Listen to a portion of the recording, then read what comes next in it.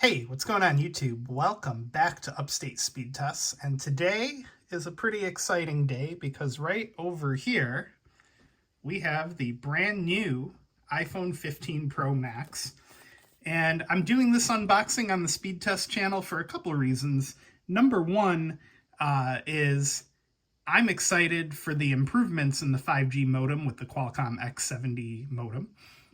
I'm also excited that this phone may now fully support Dish Network, and on Boost Infinite, I'm hearing some early reports that you can switch your eSIM to support the native Dish Network, which is really exciting. I can't wait to try that out, and I certainly hope it's true.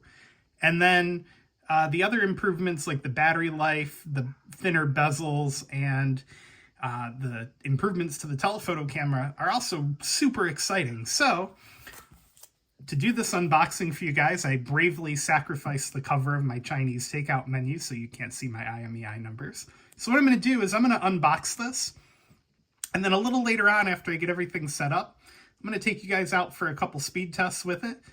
We'll see if we can access native Dish. Today, ironically, at the same time this new phone arrived, Verizon turned on ultra wideband on my home site. So I'll run a couple speed tests on that for you guys with the improved modem. I did post on X, formerly known as Twitter, a screenshot already. So let's unbox it. And I'll give you guys the sound everybody likes to hear here with these little clips. Here we go. And now we'll do the one on the bottom.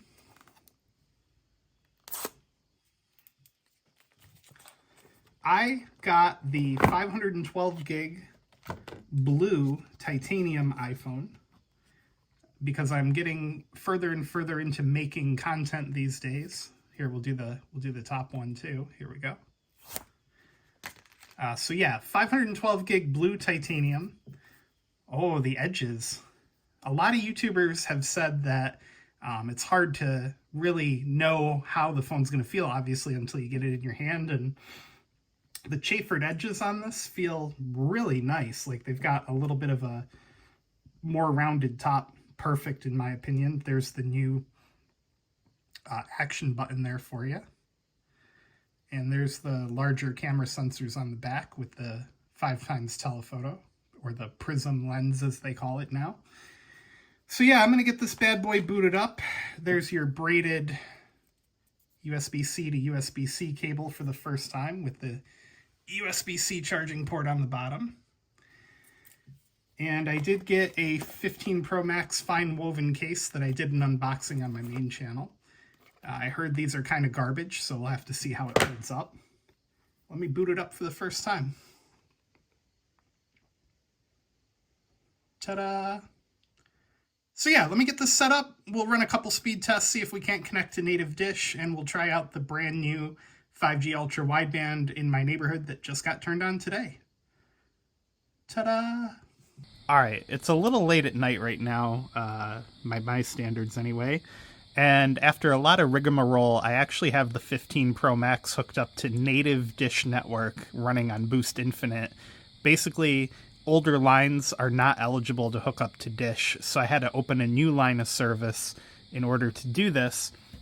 So here it goes, the first test on native Dish Network on the iPhone 15 Pro Max, at least for me. And I gotta tell you, the service isn't very stable, at least not in my neighborhood. So we got a ping time of 308 and a download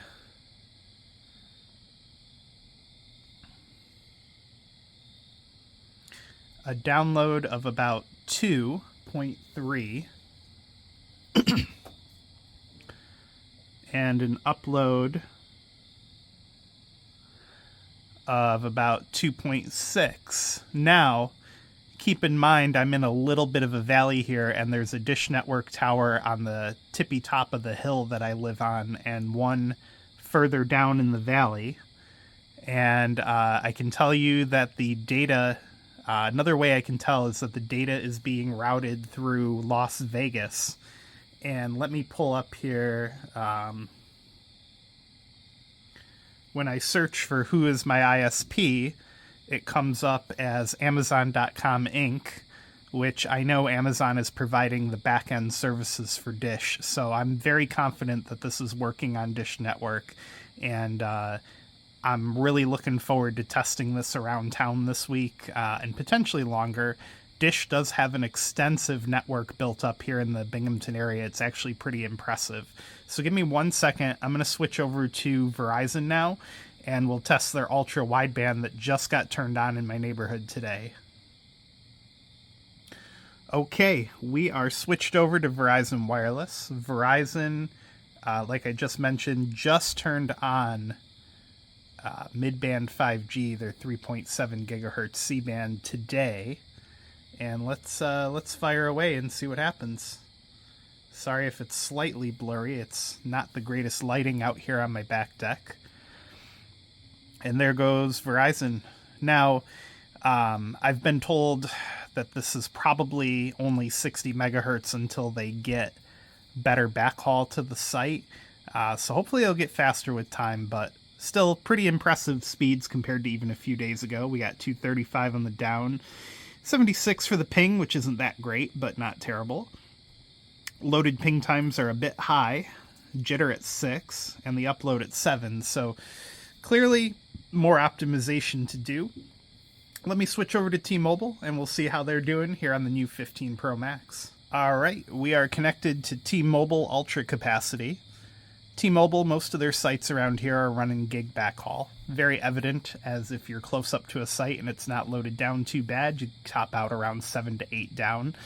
So we're getting 244 on the down, which is highly competitive with Verizon. 35 millisecond ping, which is much better than the other two.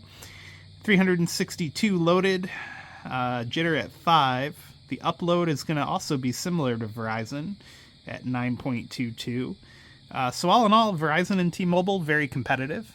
Very exciting to see Dish Network's native network on Boost Infinite. So big developments today in the world of cellular technology, and I just had to bring them to you. So give the video a thumbs up, click subscribe down below, and we'll see you next time.